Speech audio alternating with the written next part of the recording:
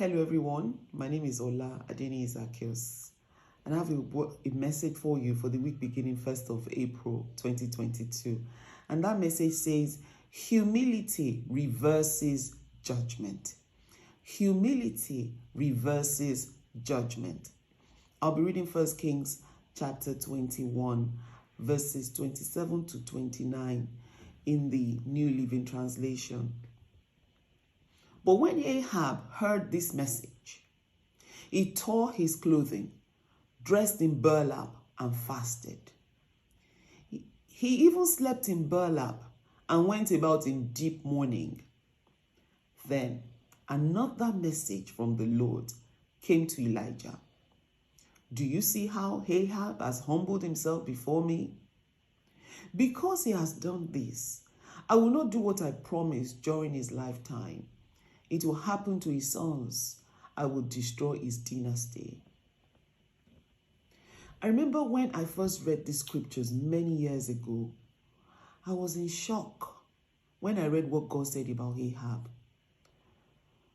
A religious spirit came upon me. I was offended. I thought Ahab should not have received that temporary pardon that God gave him.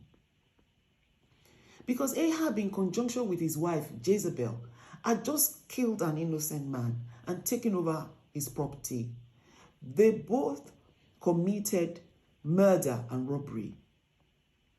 So God sent the prophet Elijah to pronounce a judgment on Ahab. When Ahab heard the judgment, he was sorry for what he had done.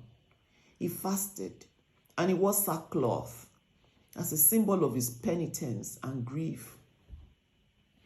God, remarking on Ahab's humility, decided not to carry out the judgment during the time of Ahab. God was still going to do what he said he was going to do, but just not during the time of Ahab. Like I said earlier, I felt bad that God reversed that decision temporarily. But God is not man, and man is not God. What happened to Ahab shows that the principle of humility is much deeper than what we think it is. What is that judgment hanging over your head? Humble yourself, and that judgment will be removed by God. It could mean you humble yourself before God, or you go to humble yourself before a man.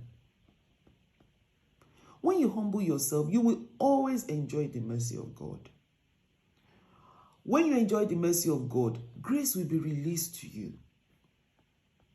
Mercy and grace are close companions. In the epistles, Apostle Paul was always saying, grace and mercy be to you. That just shows that wherever you see grace, you see mercy, and vice versa.